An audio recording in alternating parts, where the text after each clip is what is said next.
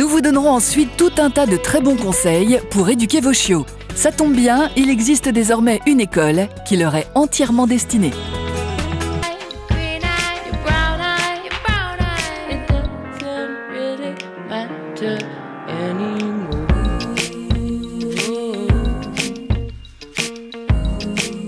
Lorsqu'un chiot débarque à la maison, c'est une joie, mais aussi un peu la panique.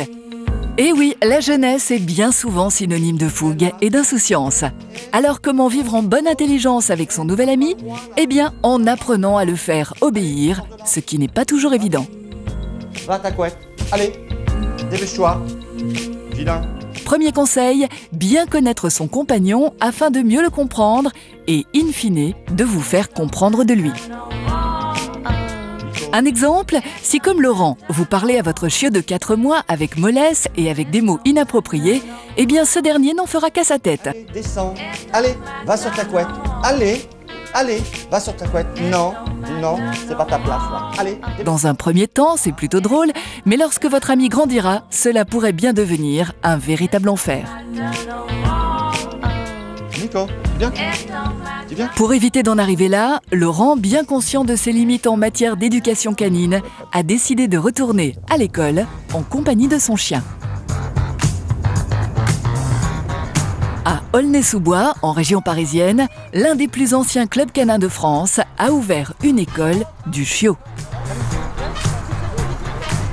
Une classe qui accueille des potaches de 2 à 6 mois. Leurs maîtres, eux, sont de tous âges. Allez, vas-y, rentre. Jeune homme. Bonjour, monsieur. Allez, on va essayer de le faire asseoir. Asseoir. Comment? Eh ben, tu y amènes une chaise. Voilà, tiens, regarde. Ah, c'est bien. Ça, il aime bien ça en plus. Allez-y, rentrez, jeune homme. Merci.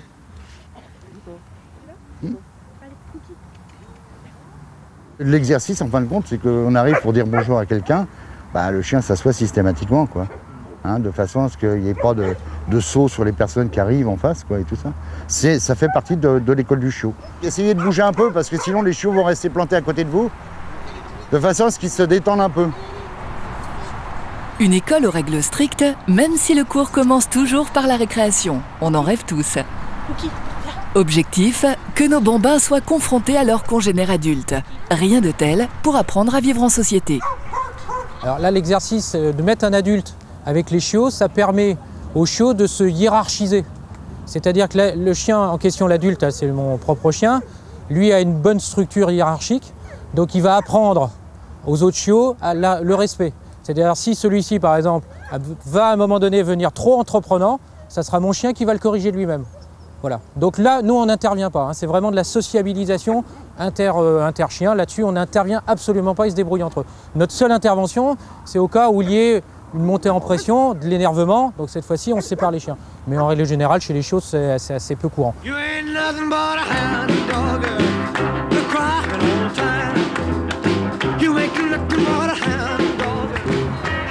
Le fait que les races soient mélangées, ça pose des problèmes ou pas? Pas du tout. Un chien reste un chien, quelle que soit la race. Il n'y a pas de ségrégation, rien du tout. Ça peut être un dog allemand, ça peut être un rot, un American Staff. C'est pareil. L'école du chiot, c'est le début de l'éducation canine, en fin de compte. Il faut savoir qu'on éduque 80% du maître et 20% c'est le chien. Quand on a compris ça, ça va vite. Ensuite, tout est une question de méthode. Il y a 2 types d'éducation. Il y a la méthode traditionnelle, avec la laisse, le collier, on tire fort dessus, on écrase le chien. Ça, c'est fini, on oublie. Maintenant, il y a le principe de la méthode naturelle. Le principe de la méthode naturelle, c'est la récompense. Alors la récompense, on fait un peu tout ce qu'on veut avec le chien, normalement. Je dis bien normalement parce que... Tu peux lâcher ta laisse? Oui, bien sûr. Vous voyez, le chien, on l'emmène où on veut, on prend la croquette, on la met au-dessus, et on lui donne la récompense, et on lui dit le mot assis, ou le mot couché, quand c'est couché, ou alors au pied, si on veut qu'il nous suive. Au pied. Voilà, c'est bien. Vous voyez, je n'utilise pas ni la laisse, ni une voix forte. Je cause. Viens. Tu viens, bébé? Viens, mon bébé. Viens, voilà, c'est bien. C'est bien. Hop. Et je récompense. 5 dixièmes de temps pour récompenser le chien après le mot qu'on vient de lui dire, c'est-à-dire le assis. Ça, c'est le principe. Mais c'est un principe qu'il vous devez travailler chez vous. Systématiquement, le moindre ordre que vous voulez lui donner, vous avez à votre disposition une petite récompense, vous le récompensez, il va comprendre tout de suite. Là, on va aborder un exercice qui est typiquement réservé aux chiens de ville, la marche en laisse. Il est absolument nécessaire de maîtriser ce mouvement. C'est pas très compliqué, mais bien souvent on le fait mal. Et comme on le fait mal, le chien se comporte mal. Voilà. Et ce n'est pas Nico et son maître qui vous diront le contraire. Est-ce que votre marche en laisse a été souple? Non? À qui la faute? La personne qui a commis la faute, c'est vous. Alors pourquoi? Parce que la tenue de laisse, ça se fait pas n'importe comment. Une laisse, ça tombe bien, c'est constitué de deux parties, il y a une boucle, ça tombe bien, on va mettre la main dedans. La deuxième main, c'est elle qui conduit le chien. Vous voyez, regardez, voilà, j'ai ma position de main en bas, donc on tient le chien comme ceci. La main gauche ou la main droite, en fonction de votre sens où vous placez votre chien, va gérer le chien très doucement. On va tout piloter dans un tout petit espace. Ça sert à rien de donner des grands coups, ça sert à rien de s'énerver comme des malades. On est avec le chien, on le gère et regardez ma main gauche, c'est elle qui sent le chien. J'ai pas besoin de regarder le chien, je sais qu'il est là. En fait, il y a des choses qu'on trouve simples, par exemple la marche en laisse. Et en fait, on peut s'apercevoir que c'est plus compliqué que ce qu'on pense. Je connaissais le traditionnel assis couché, mais c'est vrai que la marche à la laisse, ça me sert beaucoup. Donc c'est vraiment ces exercices-là que je ne connaissais pas qui m'ont surprise. Et puis on bénéficie vraiment d'un accompagnement. Donc c'est vraiment un plus. Différents appareils, comme ce tunnel anti-stress, aident aussi à renforcer la complicité entre les maîtres et leurs compagnons.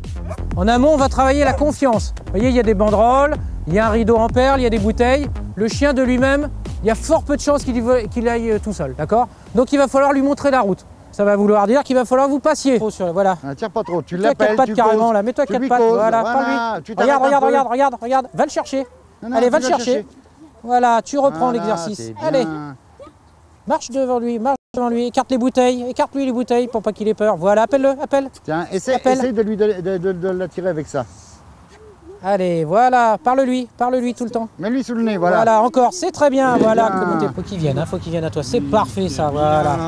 Regarde, voilà. Regardez comment ça suit, voilà, c'est très bien ça. Voilà, c'est très bien. Voilà, il suit. Voilà, félicitez-le, c'est très bien, vous êtes contente, vous revenez de l'enfer là, vous revenez de je ne sais où. Voilà, c'est très bien. Allez, voilà. L'histoire de la friandise, je pensais pas que c'était bien pour le chien au niveau dans le sens où peut-être qu'elle allait trop grossir. Et en fait, non, on nous a dit que c'était bien, donc voilà. Puis en fait, apparemment, ça peut aller, parce qu'au fur et à mesure, les friandises vont être moins données, ça va être remplacé par les caresses. Enfin, ils nous apprennent après à récompenser autrement. Voilà. On utilise beaucoup la friandise au départ. Donc on provoque cet attachement un peu artificiel, c'est vrai au départ, mais plutôt que d'utiliser la méthode assez traditionnelle qui est basée sur la contrainte, là on va provoquer l'envie chez le chiot de venir jouer avec nous, de venir travailler avec nous. Voilà, c'est un peu la base, on va dire, de la méthode naturelle. Enfin, la méthode que nous appliquons ici, c'est travailler la complicité, voilà, travailler le lien qui peut exister entre le maître, la maîtresse et le chien. Utile pour tous les chiots, ce travail d'éducation devient indispensable lorsqu'il s'agit de chiens de première et de deuxième catégorie. D'ailleurs, la nouvelle loi devrait très vite rendre obligatoire ce genre de cours. Les chiens dits dangereux subiront alors une évaluation comportementale afin que leur maître obtienne, eux, une attestation d'aptitude à la détention de ces races. C'est considéré comme chien dangereux, c'est un chien de deuxième catégorie. Il y a beaucoup de préjugés dessus. Tout se passe au niveau de l'éducation. C'est le maître, c'est pas le chien. Si le maître l'éduque mal, le chien sera automatiquement dangereux. Et ça vaut pour tous les chiens, c'est pas que les rottes. Voilà, très bien. Ça, c'est un beau porté, ça. Porté de chiot. Bien. C'est bien. Et puis toi, t'aimes bien ça en plus de ça, hein. T'aimes bien ça, oui. Oui, c'est bien. Bah oui, hein. Ça te fait pas peur, hein. Oui. Bébé. J'ai besoin d'être sûre de moi, pour pas me faire dominer par mon chien. J'ai besoin de ça. Donc c'est pour ça que c'est important de venir faire dresser son chien, pour que lui comprenne où est sa place et que moi je comprenne où est la mienne. À n'en pas douter, ces cours vont faire le plus grand bien à tous ces chiots et plus particulièrement à Nico et à son maître. Rien de mieux que de prendre exemple sur ses aînés pour bien se comporter. Nico, allez, allez. Ainsi, de retour à la maison, il devrait sans trop de difficultés descendre du canapé qu'il aime tant. Qu'est-ce qu'un chien ne ferait pas pour quelques caresses et une croquette? Couchez là.